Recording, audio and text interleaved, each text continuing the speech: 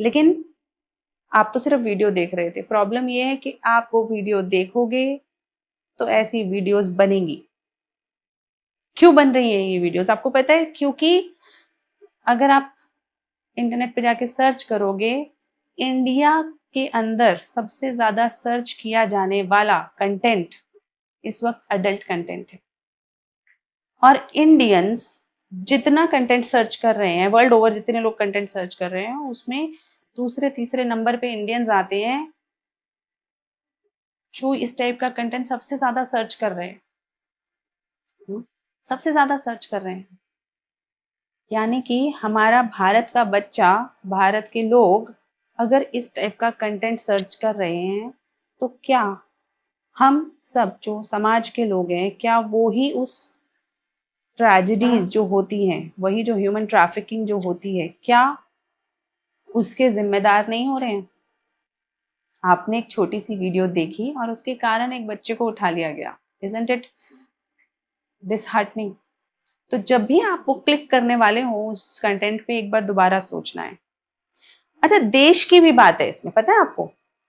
और सिर्फ समाज ही नहीं, देश के लिए भी बहुत खतरनाक है। क्योंकि ये बात सिर्फ हमें तो नहीं पता कि इंडियंस ऐसा कंटेंट ढूंढ रहे हैं, हमारा यूथ इस टाइप का कंटेंट ढूंढ रहा है, ये तो सबको पता है। तो यानी हमारे दुश्मन को भी पता है। और अगर साइबर वॉरफेयर हुआ, आपको क्या लगता है कि किस कंटेंट पे सबसे ज्यादा वॉरफेयर किया जाएगा? कहाँ सबसे ज्यादा वायरस छोड़े जाएंगे कि इंफॉर्मेशन ले ली जाए, वीडियोस फोटोज जो आपकी पर्सनल हैं, पर्सनल जो आपके फ़ोन पे हैं, लैपटॉप्स पे हैं, उन्हें ले लिया जाए और मिसयूज किया जाए? कहाँ से आपको लगता है वो वायरसेस सबसे ज़्यादा आएंगे? इस टाइप के अनप्रोटेक्टेड कंटेंट से। तो it's a national security threat. आपको पता है कि सरकार ने कुछ वेबसाइट्स वगैरह को बंद करने के लिए भी कोशिश करी है, क्योंकि they are so harmful to the psyche of the youth that it can create chaos. तो नेशनल सिक्योरिटी थ्रेट है। जैसे ही कोई टेरर अटैक होता है या कोई सिचुएशन आती है, हम एकदम तुरंत देशभक्त बन जाते हैं। हम्म।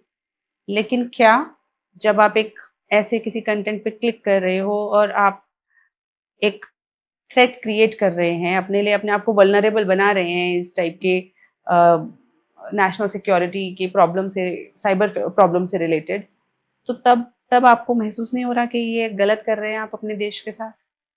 तो don't click that content. It's a national security threat.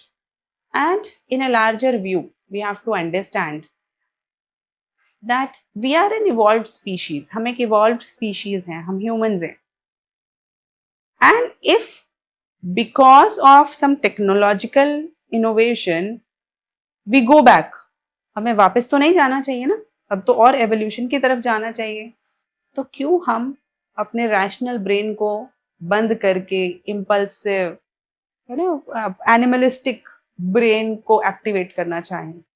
So we have to understand कि ये एक एडिक्शन है, जिसका पूरा का पूरा जो साइकिल है वो हमारी न्यूरोसाइंस को जज करके क्रिएट किया जाता है। न्यूरोसाइंस के कारण ऐसा हो रहा है, इसमें आपकी गलती नहीं है। क्योंकि उन बच्चों से बात करके मुझे ये भी महसूस हुआ कि ज्यादातर बच्चे गिल्ट फील कर रहे थे। They were feeling very bad about it. उन्हें बुरा लग रहा था, उन्होंने वो कंटेंट देखा और उसके बाद उन्हें बुरा लगा, तभी तो वो आके मेरे सामने रोए, मेरे से बात करी, नहीं तो क्यों करते? यानी कि गिल्ट फीलिंग इसलिए आ रही है क्योंकि आपको भी पता है गलत है, लेकिन वो कंट्रोल नहीं कर पा रहे हैं। जस्ट लाइक एन एल्कोहलिक और a drug addict, now we have to understand कि जैसे वहां पे विड्रॉल सिम्टम्स आते हैं, वैसे ही जब कोई व्यक्ति ये कंटेंट देखना बंद करेगा, तो धीरे धीरे उसको भी विड्रॉल सिम्टम्स आएंगे, उसको भी परेशानी होगी, क्योंकि उसको आदत है ऐसा टाइप का कंटेंट देखने की, तो उसको बार बार मन करेगा। लेकिन अगर उस समय पे जो व्यक्ति ऐसा कंटेंट देख रहे हैं वो अपने आप को कंट्रोल कर ले, तो धीरे धीरे हमारे दिमाग के अंदर एक और बहुत बढ़िया कैपेबिलिटी है, कैपेबिलिटी टू फॉरगेट। जैसे अगर हम अपनी मसल्स को यूज करते रहते हैं, तो मसल स्ट्रांग होती रहती है। लेकिन अगर यूज करना बंद कर दें तो क्या होता है, आप कुछ समय बाद मसल वेस्ट होने लगती है। ये कैपेबिलिटी है हमारी बॉडी कि जो चीज़ हम यूज़ करेंगे वो बढ़ेगी, जो चीज़ यूज़ नहीं करेंगे वो धीरे धीरे घटती जाएगी। तो उसी तरीके से अगर बार बार ऐसा कंटेंट देखेंगे तो वो न्यूरल पाथवेज स्ट्रांग होते जाएंगे और ज़्यादा एडिक्शन क्रिएट होता जाएगा। लेकिन अगर कुछ समय इसे रोक दिया जाए तो धीरे धीरे धीरे धीरे वो जो न्यूरल कनेक्शंस बने थे आपके दिमाग में, वो अपने आप ढीले पड़ जाएंगे और गायब हो जाएंगे। So give your self time and understand that it may have some withdrawal symptoms, but if you keep up with your resolve not to watch such a content, वो अपने आप डी एडिक्ट हो जाएंगे आप इस सारे कंटेंट के। और भी तरीके हैं इसे सॉल्व करने के, जैसे आप किसी अच्छे कंटेंट की तरफ दिमाग लगा सकते हैं, कोई मूवीज देख सकते हैं जो एंगेजिंग होती हैं। आप कोई एक्टिविटी हमेशा से करना चाहते हो, आप उस एक्टिविटी की तरफ दिमाग लगा सकते हैं, क्योंकि हमारा दिमाग जहाँ लगेगा वहीं से हमें धीरे धीरे बेनिफिट्स मिलने चालू हो जाएंगे। जैसे पढ़ाई पे लगने लगेगा। पढ़ाई करने के भी बहुत तरीके, सिर्फ किताब पढ़ना एक तरीका नहीं है। अच्छी वीडियोस देखना, अच्छा कंटेंट देखना भी एक तरीका है। उसी तरीके से क्वेश्चंस करना भी एक तरीका है। तो आप समझ रहे, make your activities more engaging.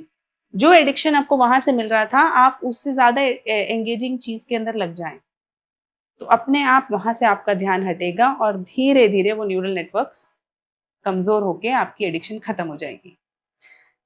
So I hope अगर कोई बच्चे हैं जिन्हें इस तरीके की प्रॉब्लम आ रही है, वो अब ये रिजॉल्व लें कि इस तरीके का कंटेंट नहीं देखेंगे, क्योंकि साइंस अब वो समझ चुके हैं।